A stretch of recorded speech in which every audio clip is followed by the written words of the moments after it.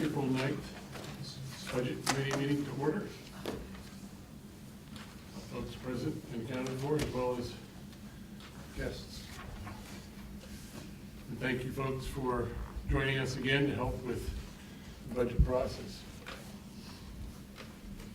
I'd like to make a slight adjustment to the agenda, if we could, and just add one item of discussion, which would be the fiscal impact of snow day bus transportation. I know that's current in some thinking, and I don't know if we have the ability to resolve that today, but at least to get it on our discussion point. So.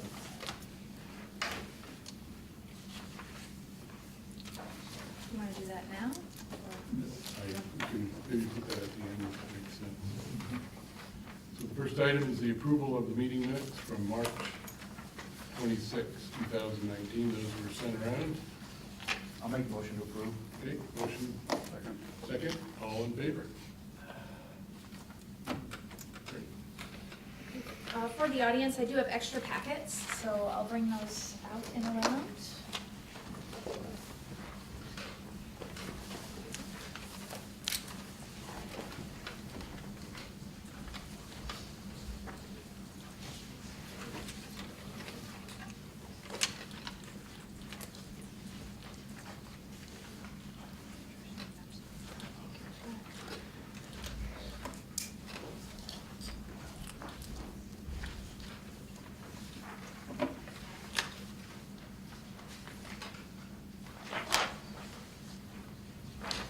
So today we're discussing Article 5, and Article 5 is student and staff support.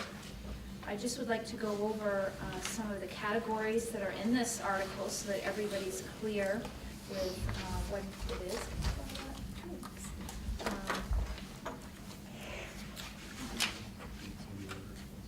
Not today. No other updates. No updates.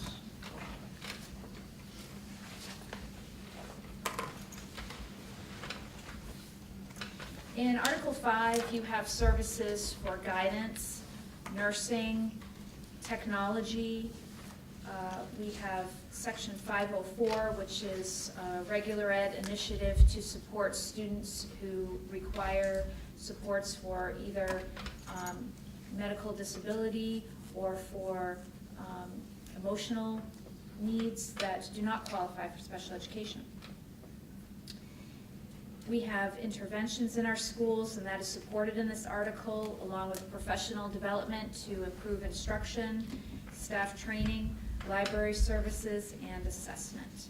So we'll be talking about all of those categories within the article today. If you look at the exhibit that shows the article broken out by subsections, and it says RSU 22 at the top, FY 20 proposed Article 5.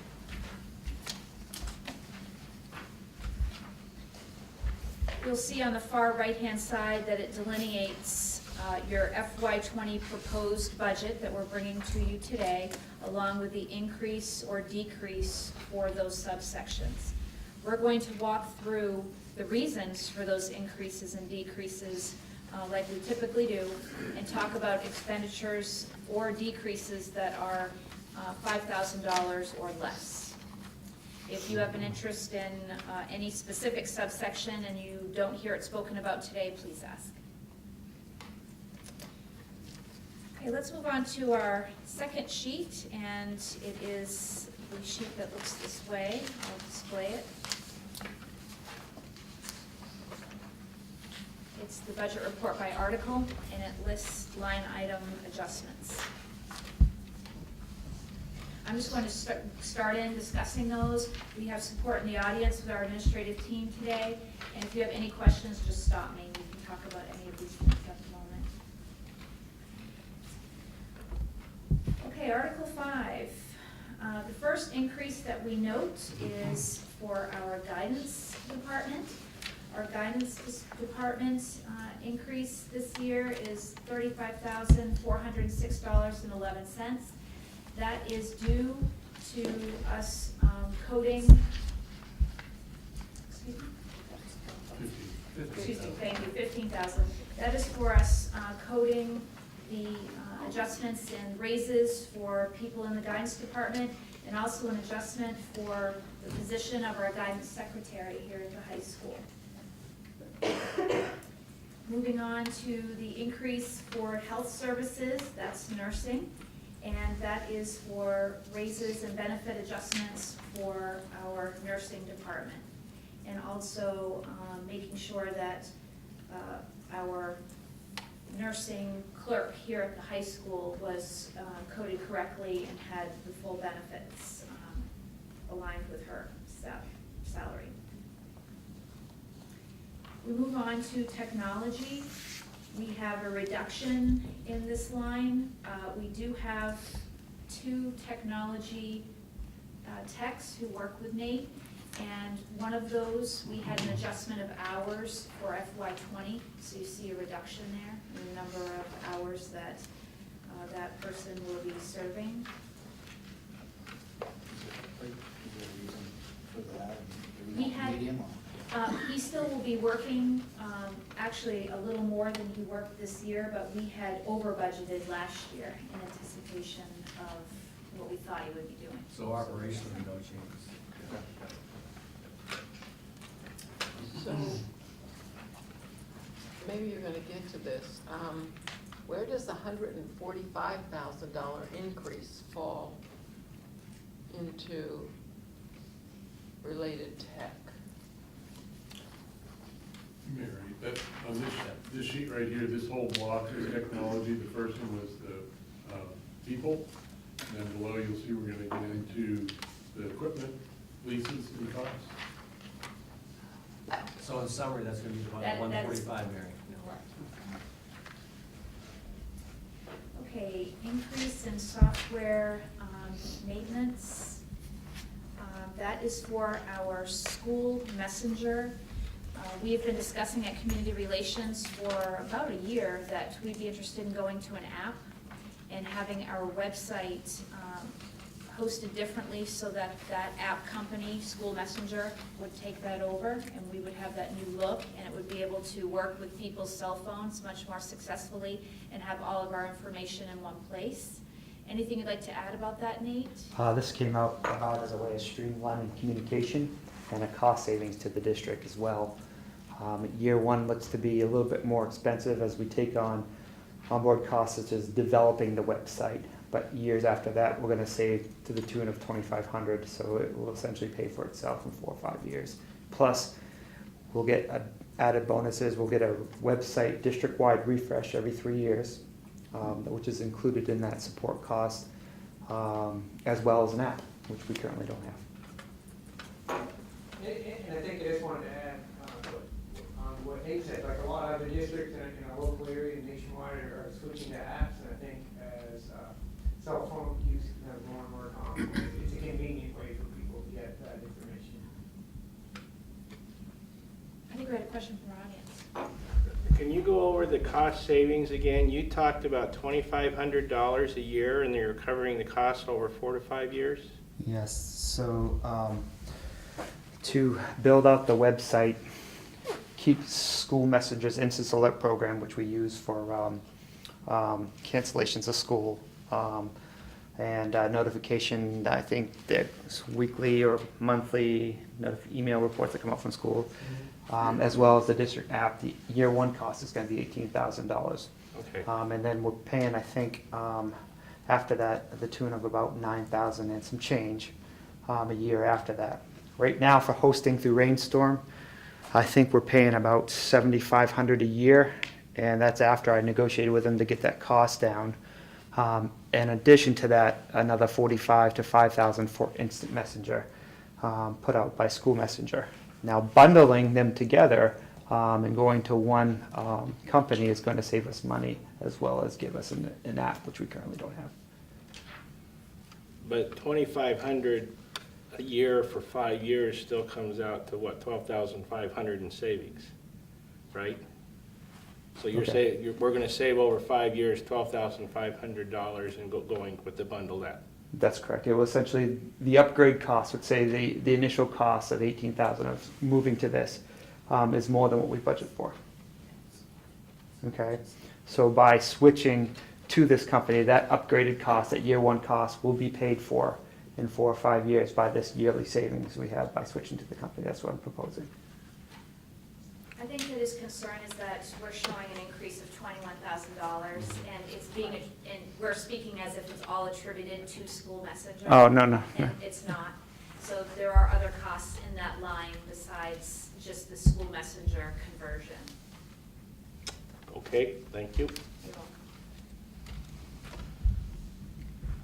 Well, that app, we talked about this a couple times, the board, of sort of combining calendar, notifications, snow days, whatever, curriculum or updates or all sorts of things. Is that the kind of app that we're talking about? Describe to me a little bit more what you're trying to say, so I don't. Sort of a portal to all things RSU 22, so at your fingertips, if you have a fifth grader, you can sort of plug in and almost see what's happening in that grade when it comes to, what instructional day is it? Is it an ABC day? Sometimes that's a breakfast conversation. Is it, events that happen after the fact? There would be a lot of things pointing, I guess, from the app. So it would include the possibility to go to the app now and check in on grades, announcements and stuff like that, to get resources from the school, bulletins, maps if you need them, if you're not from the area. There's a communication thing for coaches and stuff like that too, and teams. It interacts or plays well with the website, so it's not two separate entities too, so it just doesn't require a huge learning curve separate from regular maintenance of the website, which is very nice. So will we see changes in our website? Because Rainsoft is our company. Yes. So we'll see some change there also. Yep, absolutely.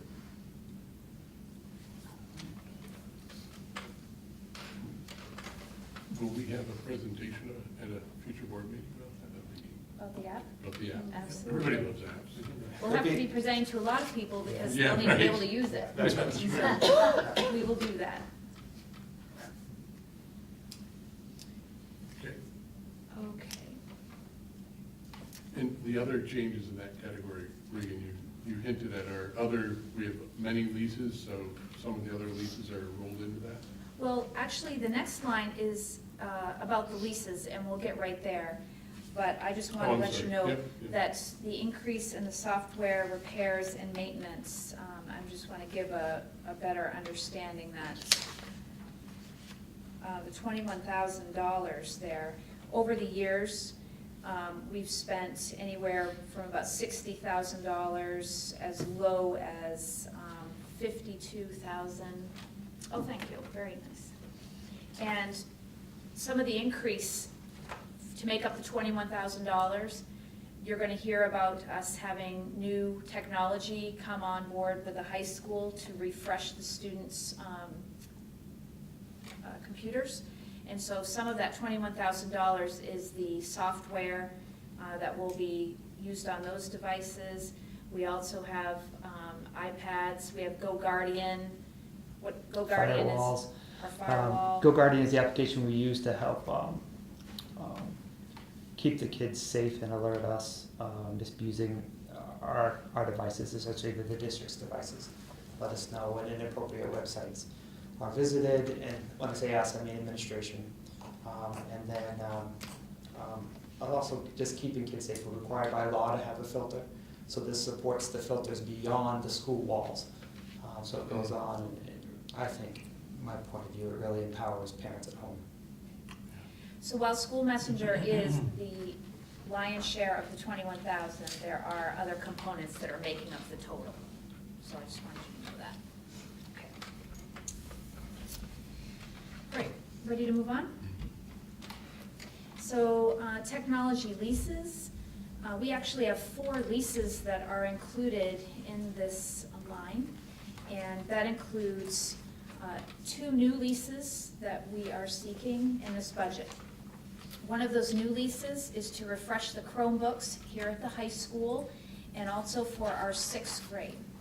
The high school has had Chromebooks for a number of years. As you know, we made the decision to purchase those devices because they were significantly less costly than going with MacBooks for the students.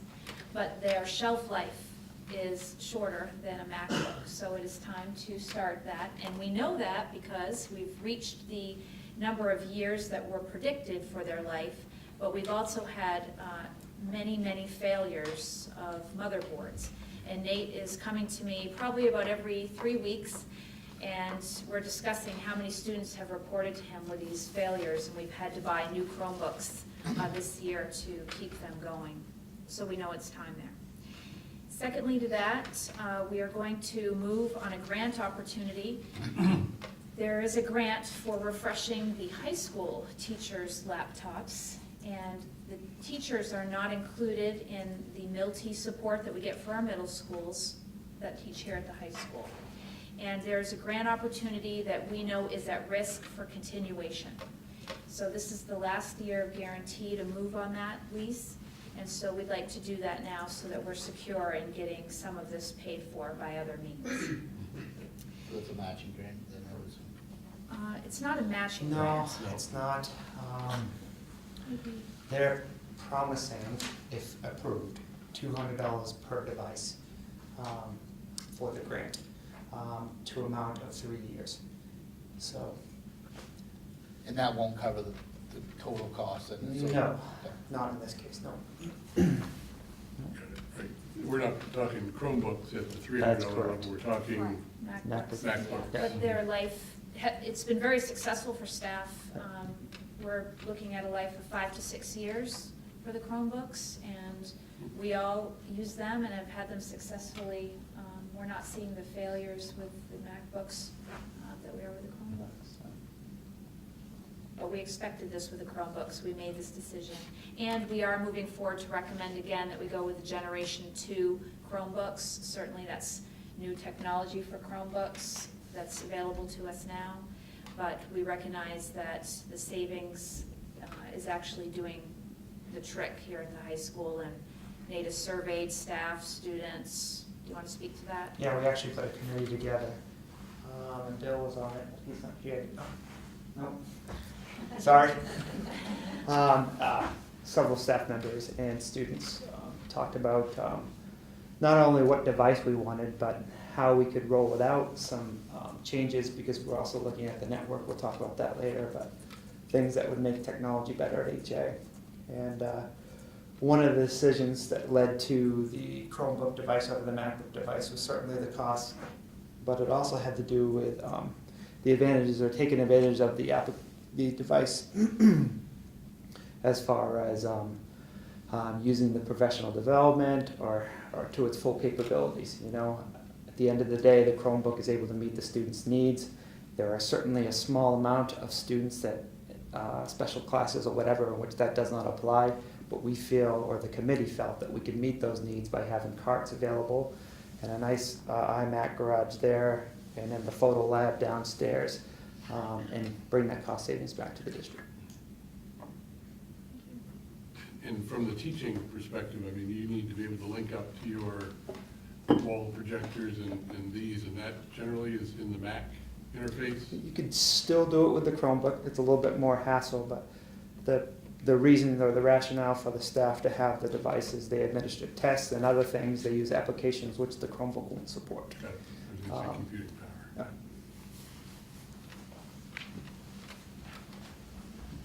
Okay, included in that lease line are 2 older leases that we've had, an Apple lease from 2018 and a Chromebook lease from FY17. Okay, decreases next in technology printing. What we have recognized is that the way that we've been charging costs for printing have actually come through our copier and lease line that's distributed to each of the schools. So we know we've had a year of history here that's shown us we can make this reduction in this printing line because we're covering these costs through our copier lease line successfully. What we are retaining money for is certainly for the printing costs we do incur, and also we have made a purchase of a printer for our, what would those classes be called, with the big printer at HI? Tech Ed. Okay, increase in tech at Smith School. Smith School has been part of a Momentum grant where students have been allowed the use of iPads, and it's been very successful. The Momentum grant is giving all schools that have participated the option to buy the iPads at the end of the grant, and so we would like to do so. Dawn or Nate, would you like to speak to that? There actually don't, so we get to keep the, we had one-to-one for K and 1, we get to keep those at no cost to us.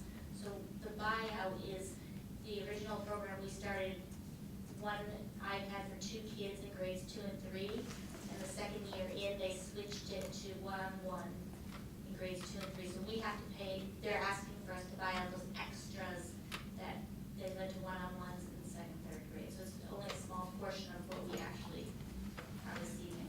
And Don, you had that program for 3 years, is that correct? Correct, Correct. it's still going until October. Right. Yeah. And you all saw a presentation on the use of those, right? Tech-related hardware at Hampden Academy. This is a network upgrade, and this network upgrade cost will be offset by E-rate access. Nate is applying for the E-rate at a 50% payback. Do you want to add any details about that, Nate? No, it just makes sense for us to tap into these E-rate grants or funds, whatever you want to call it, before they move. Several years ago, it was the phone systems I think they funded. And last year, I think the rate was 60%, so it's a moving target. And it's something we're gonna need to upgrade soon anyway, so if we can get the whole cost of the project at 50% return, to me, it's a no-brainer. So I would like to return actually to the tech line at Smith School, because although the Momentum Grant iPad buy is the most significant portion of that, we are having to upgrade the phone system at Smith. And the reason for this is we've lost the capability in a few classrooms to call the office because of the age of this system and the way that it's working.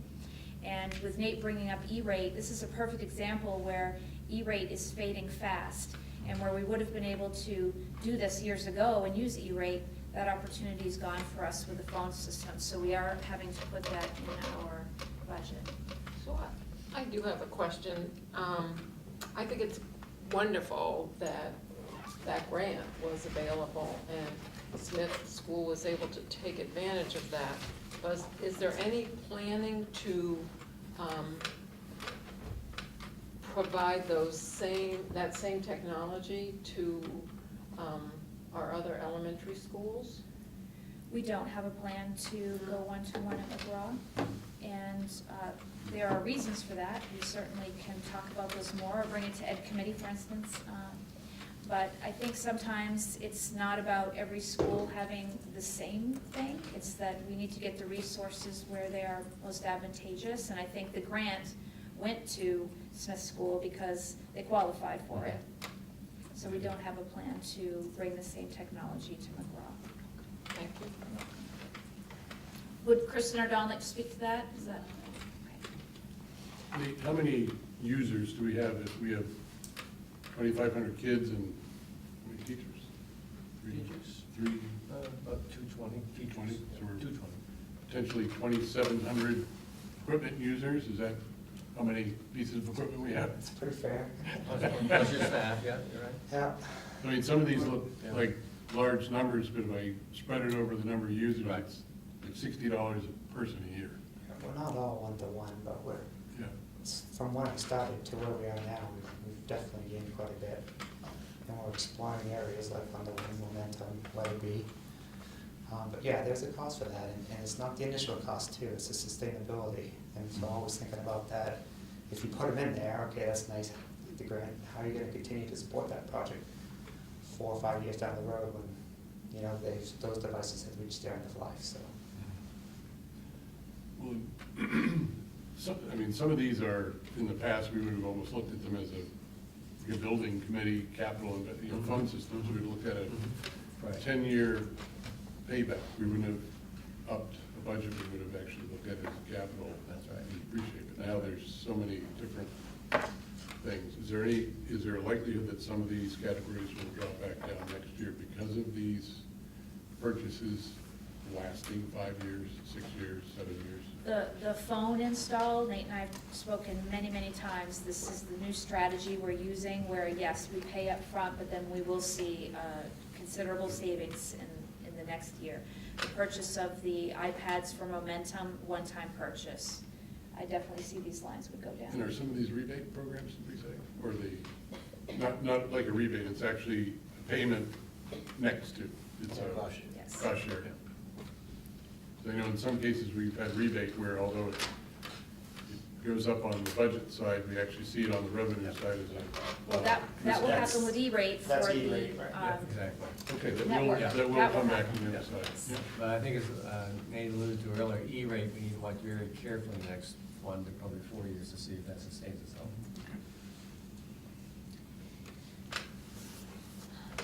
Another question about the technology printing. Okay.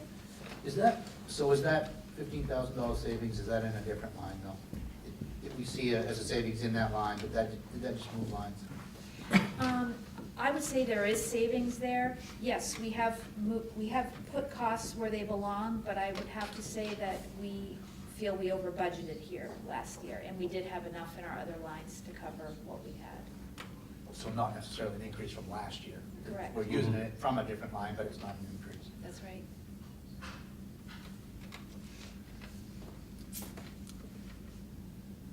Okay, increase in salary lines for 504.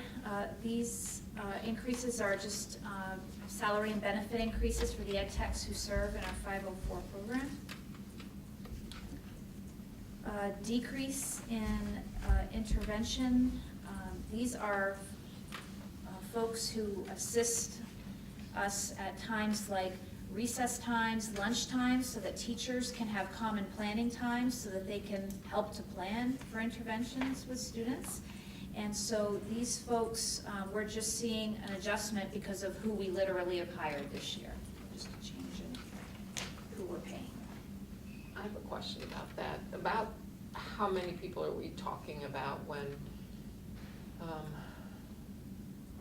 For 504? yeah, for the lunch recess coverage? Oh, lunch recess? Yeah. Ladies, how many people we have lunch recess?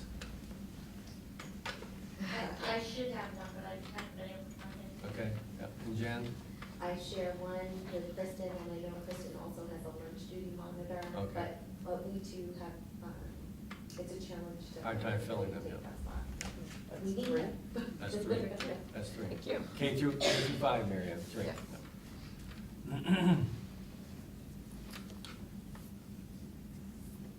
Okay, increase in software maintenance and support. Let's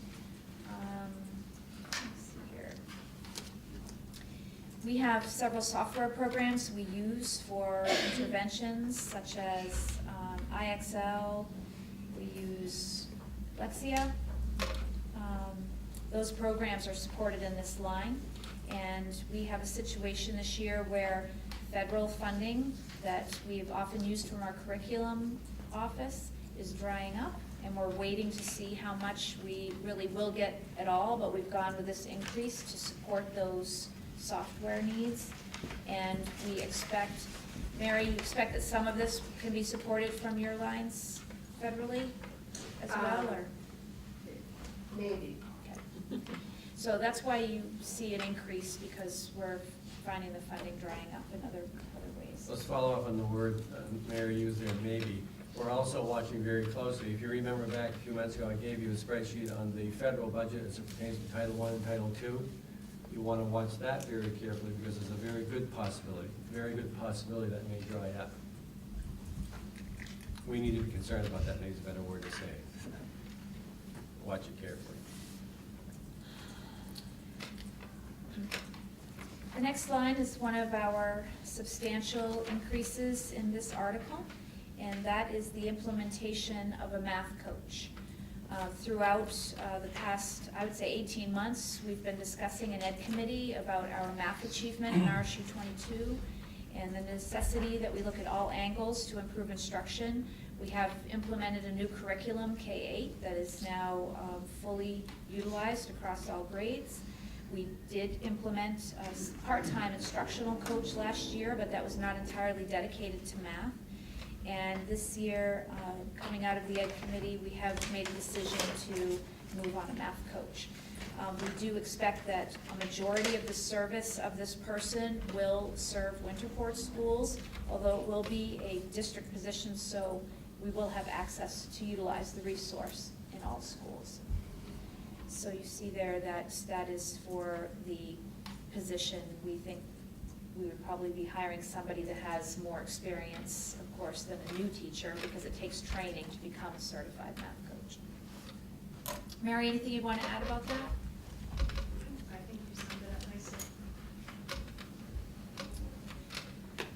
Okay, moving on. We have a decrease in this next line because we have substitutes that we charge when we have teachers out for professional development. And we take 3-year averages in order to budget for this line, and we have a reduction here based on the number of substitutes that we have been hiring. I will say here, this is another line that could be impacted if our curriculum officer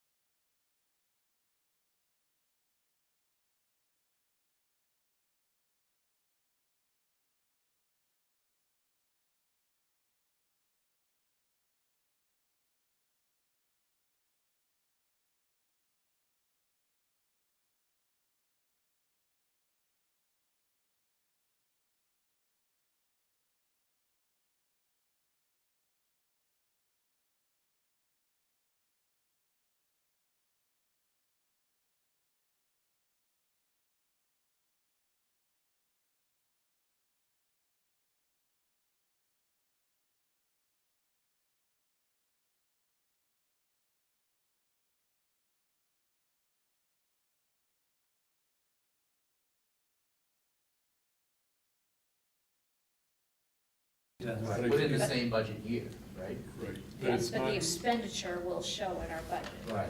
One of those is over 3 years. Over 3. Yeah. Okay. That's the 9/12. Got it, got it. Yeah, the E-rate will come back to us.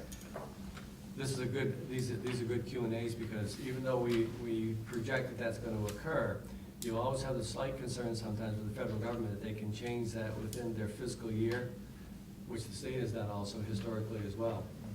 Even though they used the word a few minutes ago, promise, they promise you that money, but the law always has this famous word in it, notwithstanding, it says, which basically gives them the exemption to do whatever they have promised. I mean, I mean, we've seen curtailments in state funding within the same fiscal year you have the budget adopted, and the state takes it away that they promised on July 1. I hope that doesn't happen, but that's the reality of the world.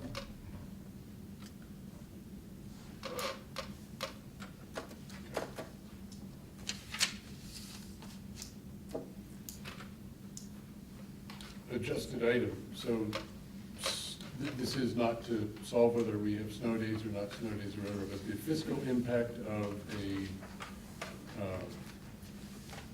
transportation related to making up a snow day, whether it's, I guess, a weekday or a weekend, would be, is there a difference? And do we know roughly in order of magnitude? And was there an impact recently when we extended the day? Or was that just the same transportation cost, just delayed an hour? The latter, same Okay. principle, yeah. So when we have a snow day in RSU 22, that means that one of the days of bus service that's in our contract went unutilized. So we just simply utilize it later. Got it. So as long as we stay within 175 student days, they are in our contract and there's no additional expenditure, no matter when we use them. We had a concern that perhaps a Saturday use would incur some level of overtime, for instance, and that we may be charged on that. But in speaking with Sear Bus, they expressed to us that they are under contract for 175 days, and if we choose that a Saturday is what we utilize, then they will honor the contract for us. So it's, But I did do the figures around this, and if we were to have 176 days of student school, it is $6,284 per day. That is the entire district taking students from their home to school and then back home again. And remember, we're running 2 runs, AM and PM, because we have a high school, middle school run, and then an elementary run. That breaks down to $273.22 per bus. We also run 2 vans a day, and that is $172 to run those vans. So that, the bus contract is for, 175. they figure that we are taking those 4 days off, that we work it. Yes. Doesn't matter when you go, if it's August or July, if you will, you're going 175 days, that's what you paid for. Yeah. Let me add, if I can though, Rob, somewhere down the road, the next 2 to 5 years, you may want to discuss eliminating the double bus runs and have 1 bus run and see what the cost of that. But here's what I think is the advantage. When you do professional development, pre-K through 12, you all have the same schedule. Right now, you have the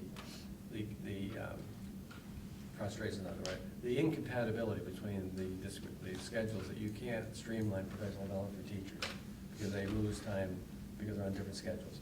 So is it feasible financially to eliminate the double bus runs, have 1 bus run at the 175 days, A, and what's that cost you, and B, that will enhance your professional development opportunities significantly, in my opinion. So that's a study you might want to do in the next 2 to 5 years. I mean, we have probably 31 or 32 buses on the road every day, approximately. and with staggered school start times, if we, are you saying we would go to the same school Yes, start time? yes. And that would require more buses, Maybe. I don't know, I don't know. potentially? Could, yeah. I think what you need to do is an analysis, pose that question and answer it, and then if it's feasible financially, you're gonna have a significant gain with your faculty and staff district-wide. So every school starts at 9, every school stops at 3. Versus right now, Smith School starts at 7:45-ish, Smith's at 2, but McGraw starts at 9-ish, and the business at 3. There's also the learning results that tie to early morning that are probably Yeah. worth looking at the There you go. cost of the bus. Yeah, so that's something that you can kick the can down the road and think about next 2 or 3 years. We looked at it very hurriedly, Emil and I, back 15 or 18 years ago, but it wasn't a high priority at that point in time, and we kind of dumped it, but it may be worthy to bring it back again.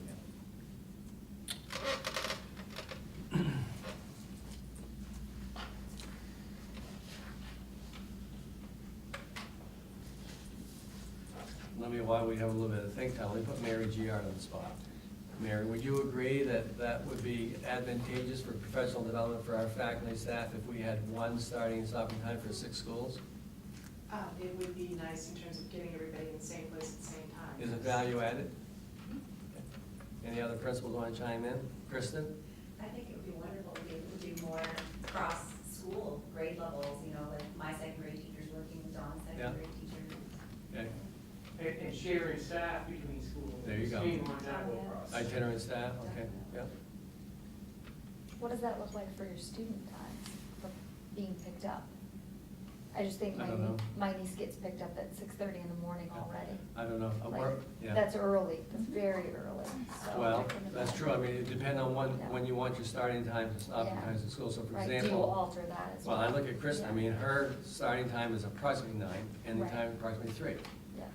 Down to Smith, it's before 8, and a little around to 2, so it would be really key on what you select as a starting and stopping time. Yeah, just what the difference there.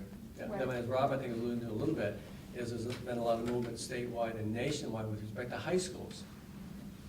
So Yes, as our high there's school been a lot move of to, rather than 7:55, but 8:55? It's a big conversation, it's a big conversation, but maybe worthy of looking at. I think 4:45, but. Or if we- I get up. Well, cracking news.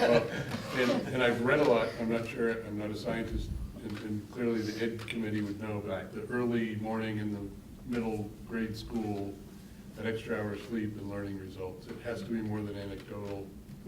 Is there any comment to the start time conversation with respect to learning Yeah, results? I think there is. I think, again, I'd ask principals to back in on what I'm about to say, but in Southern Maine, you had some regional collaborators where, I'm gonna make it up, Sanford High School and Biddeford High School have come together now to have a common starting time, only for the region.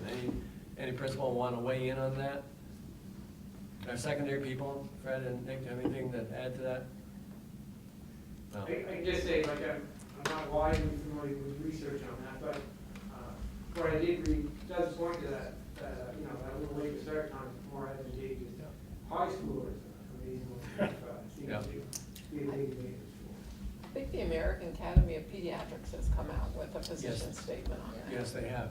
Now, let me give you my opinion here. What the roadblock will be when a school system does that is the receptivity of the community. Okay? Work Oh, yeah. time. Work time, there you go. So Parent how does drop it, off. how's it impact me, mommy and daddy, right? So that's why some schools have gone to regional, to try to have the momentum based on a regional perspective versus a solo one high school, if you will.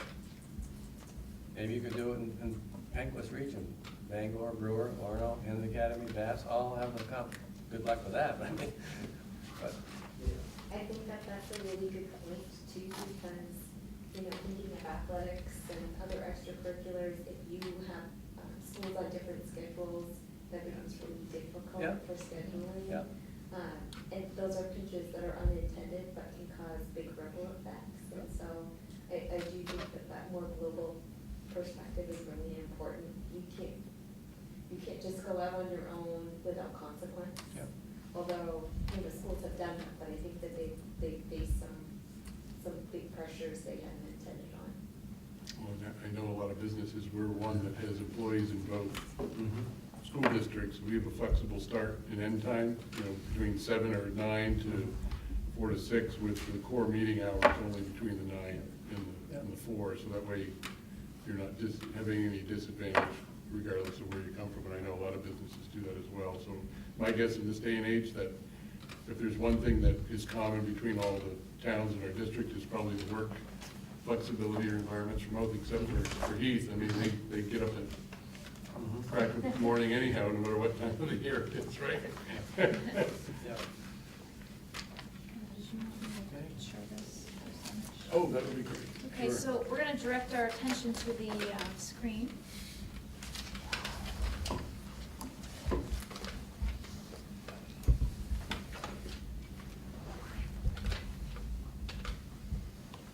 There's been some question to us about what part of the total budget pie each of our articles represents.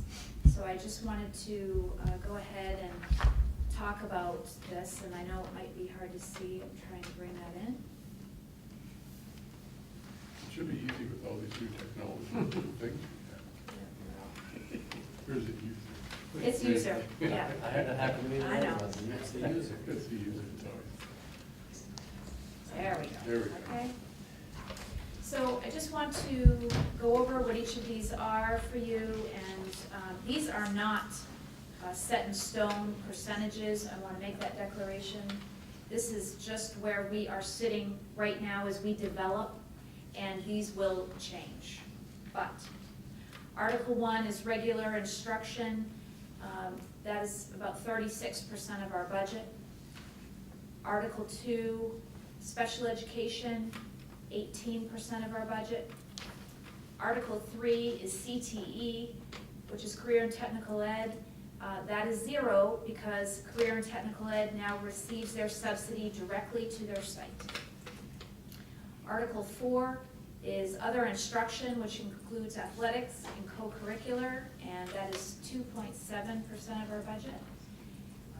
Article 5 is student and staff support. We just went over all of that with guidance, nursing, library, technology, curriculum, assessment, and that is 8.4% of our budget. Article 6 is system administration, so that's your superintendent's office and the school board expenses, 2.8%. Article 7 is school administration, so all of your school principals, their offices, 4.8%. Article 8 is transportation, and that will be our next article to discuss, and that is 4.2%. Article 9 is facilities maintenance. That's where we're covering all of our school-based custodial, the district maintenance, campus care, 11.6%. Article 10 is debt service, that is state-sponsored debt service. So for us, that's Hampden Academy, and it's also our Frankfurt flow-through. That's 11.2%. Article 11 is other, and we are not putting anything in Article 11 because our school nutrition program is self-sustaining.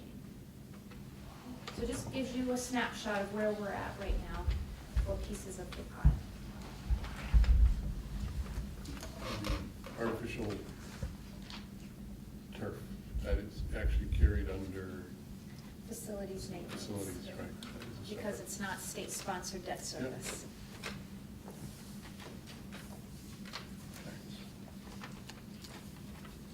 Any other questions or comments on today's Article 5 review or any of the other material that was presented? Hearing none, we get a motion to adjourn. Next meeting, 30th. Next meeting, the 30th, yes. That'll be the final one, right? The committee. Correct. You think? Until the, And Well, then, then we'll bring in the overall. then we have to do the overall with the, well, actually, it's the 30th, when we have to do the recommendation.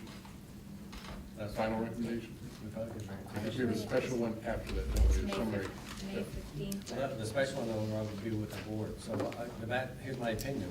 I think on the 30th, we hopefully can recap and endorse the budget, or make modifications, and prepare for the board vote that we have as a 15th of May placeholder meeting, special meeting. so we have another article on the 30th, talking about transportation, right? Yes. Should be very, And then we'll talk about the complete budget? Yes. Okay. and get the endorsement and that posture us for the May 15th board vote, and that gets us ready for about 4 weeks before the district budget meeting in the referendum.